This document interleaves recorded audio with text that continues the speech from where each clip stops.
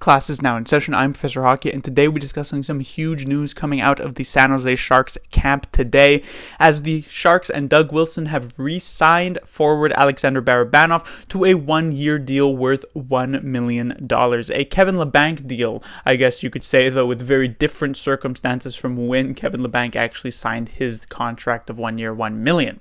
And this is a very interesting contract, and the first thing that really makes this interesting is the fact that the Sharks actually still have games remaining on their schedule this season. They have only played 55 games, and their 56th and final game of the year is tonight against the Vegas Golden Knights. So the fact that Wilson has decided to fully commit to re-signing Barabanov for this extra years shows just how much Wilson wants to keep Barabanov here, and on the other hand, also shows how much Barabanov is willing to stay with the San Jose Sharks, which can be something that bodes well for the Sharks in the future if Barabanov does end up performing over this one-year deal.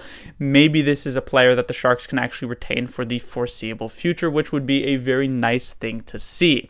In terms of actual terms of this deal, as I said, 1 year, $1 million. Discussing the $1 million, you may think this is a bit low for what has essentially been a first liner for the San Jose Sharks, but it is very important to remember that he has only really been a first liner for the Sharks over about of a 2-week span that included maybe something like 10 or so games for them. And the fact remains is that 10 games is a very, very small sample size at the NHL level. You take a look at, there have been players who have, never really impressed again, who have had strong 10-game stretch. Remember, a player like Sam Gagner was a player who ended up getting, 9 points in a single game? And if you evaluate someone over a small sample size like that, you're probably going to end up with a lot of mistakes. And so it is very important to keep that in mind when it comes to Barabanov and why he ended up only getting $1 million. However, over this next season, if he can continue to perform as he has this year, he could end up being one of the best deals in the NHL that isn't an entry-level deal, because he could very well end up as a first liner for the Sharks with Kane, with Tomas Hertl, making just $1 million.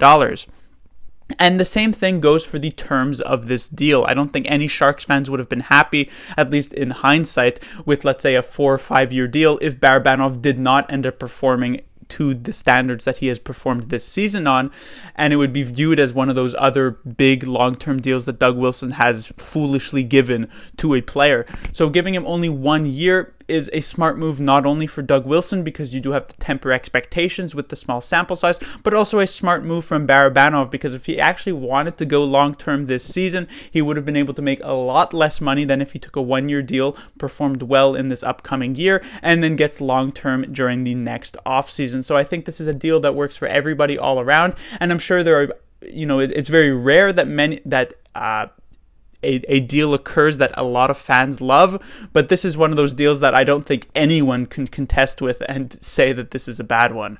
Class dismissed.